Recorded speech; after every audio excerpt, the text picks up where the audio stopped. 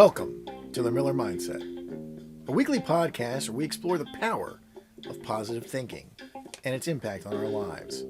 Join me, Chris Miller, as we dive into such topics as goal setting, overcoming obstacles, and developing a growth mindset. If you're looking to improve your life and reach your full potential, then this is the podcast for you. So don't miss an episode. Be sure to subscribe today.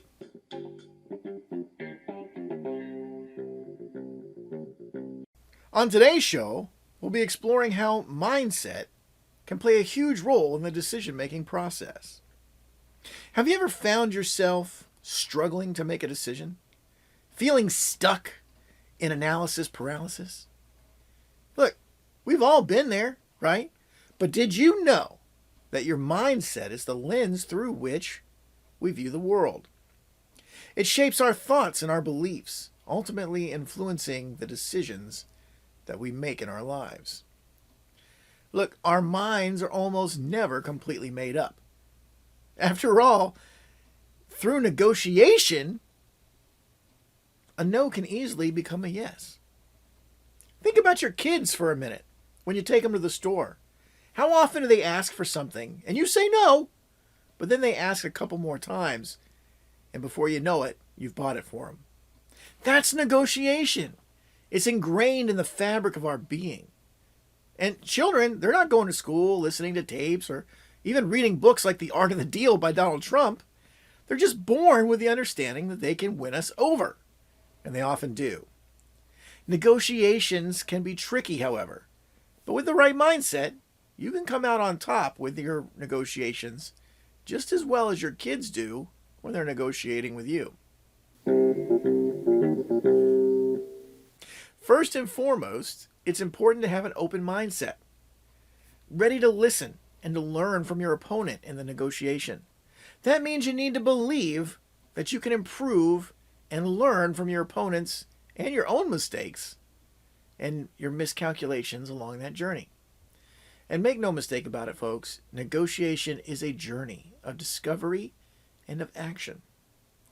In negotiations, being open to feedback and having a willingness to adapt your strategy as needed makes all the difference in the world. It also means not letting setbacks discourage you, but rather seeing them as opportunities that they really are. Remember this, in negotiations, everything is a learning experience. Everything, all information exchanged along the way. I'm talking is all of it is an opportunity to close. Alec Baldwin did a fantastic performance in the movie Glengarry Glen Ross back in 1992. Now, I don't know if you're familiar with it, but that movie had some terrific performances from Jack Lemmon, Ed Harris, Alan Arkin, and even Al Pacino. In the movie, which is also a great book, by the way, Baldwin makes a long rant about closing right after he starts off with, "The good news is you're fired. The bad news is you've all got 1 week to regain your jobs." Now, if you haven't seen the movie, I would encourage you to go check it out. But this moment that Baldwin shares with us is a perfect example of closing. He goes on and on about the ABCs, which stands for always be closing, of sales. And I like it because his entire speech is a negotiation and a closing tactic. His goal, of course, is to turn things around in that office and get it producing again. His solution and the purpose of his sale he's trying to make with his negotiation is to put fear into their hearts that they will soon be out of work.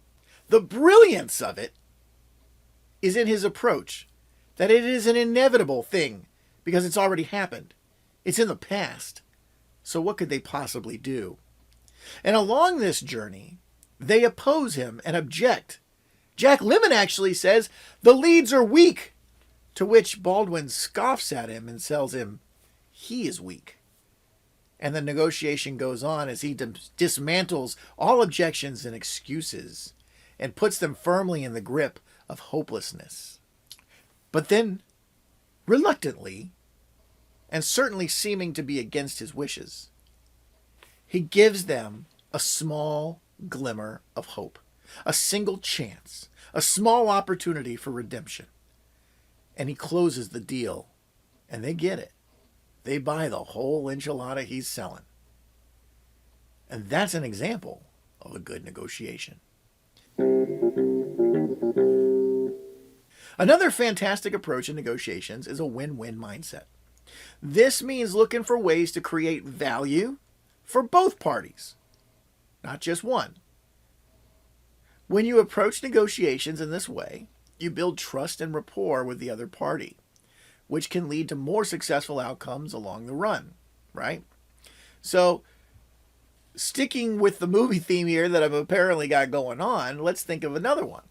Have you ever seen the movie The Founder with Michael Keaton?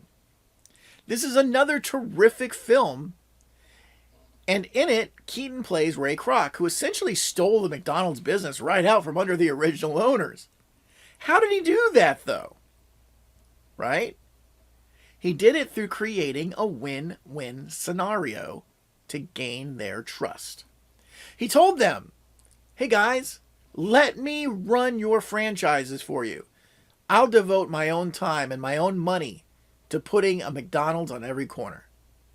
He wins, they win. Later on, of course, things changed, but he had established the trust by that point, which allowed him the opportunity to, as they say in baseball, swing for the fences. So, how can you ensure that your negotiation skills can beat your opponents? Well, here are two surefire ways to do it. Number one, do your research. Be prepared and know as much as you can about the other party's interests, needs, and priorities. This will give you a better understanding of where they're coming from and what they're looking for. Knowledge is power. And if you know that going in, you can find out what they want and find a way to get what you want by helping them achieve that. Number two is practice active listening. This means really paying attention to what the other party is saying and asking questions to clarify their position. Look, when objections come up, recognize them for what they are. They're opportunities to close a deal. They're telling you what they need. Listen to them in these moments. Find a way to work with it. By doing this, you can find common ground and you can come up with solutions that work for both parties. Win-win. I'll give you an example of how I used these two principles to close a $12 million deal through the art of the win-win closing scenario several years ago. I was in charge of a sales group for a tax tracking firm. And one of the salespeople on my team had been working with one particular bank for more than 2 years and had never closed the deal. And now I read about this as I was reading through the logs, and I asked her about it. She told me they couldn't get the budget approval for their board of directors. Okay, that's understandable, it happens. But why are they still talking with her 2 years later? I thought there had to be a reason, but she couldn't answer that. So I said, well, get them on the phone. Let's find out. So we conferenced up with the VP and the head of the mortgage loans for the bank. And I interrupted the conversation at one point and I said, can I just ask, what the heck are we even still talking for? The silence was deafening. But then it ended. And the prospect said, well, I love your product. And I think it would be perfect for us. I just can't get the rest of them to see what I see. Boom! There it was, glaring at me. The opening I needed to close this deal. It was right there the whole time. She could have had it done. She could have closed it a year ago if she kept her mind open and listened for the clues. He literally told me what he needed. He needed the other board members to see the benefit. She hadn't built that value to demonstrate $12 million worth of benefit to them. She missed it. And that can happen. But I didn't miss it. I immediately jumped on that opportunity and I asked him what his largest pain point was that our product would address for him. He told me, and then I asked if we could rewrite this deal to just service that one set of problem loans. Could he get it done? Because that would give him the proof he needed to get approval for the whole department and give him a win in the next budget meeting. He loved that idea. He saw it as a win for the bank. And he told me he could approve that deal on his own because he had signature authority up to the $1 million mark that we were negotiating for. We closed the deal with a new $1 million contract on the books and a very happy new client. He closed the deal with security for his bank and less stress on his team. Plus, he now had the ammunition he needed to secure that budget approval for his whole department in the next meeting. Win-win.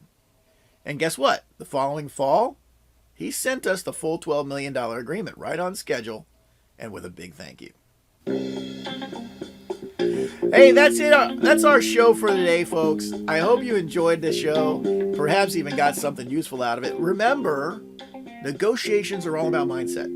If you approach them with an open and a win-win mindset and a nice attitude about it, you do your research, you incorporate active listening, you'll be well on your way to success in all of your future negotiations. If you feel you've enjoyed the show, leave me a comment. Don't forget to subscribe as well so you don't miss a thing.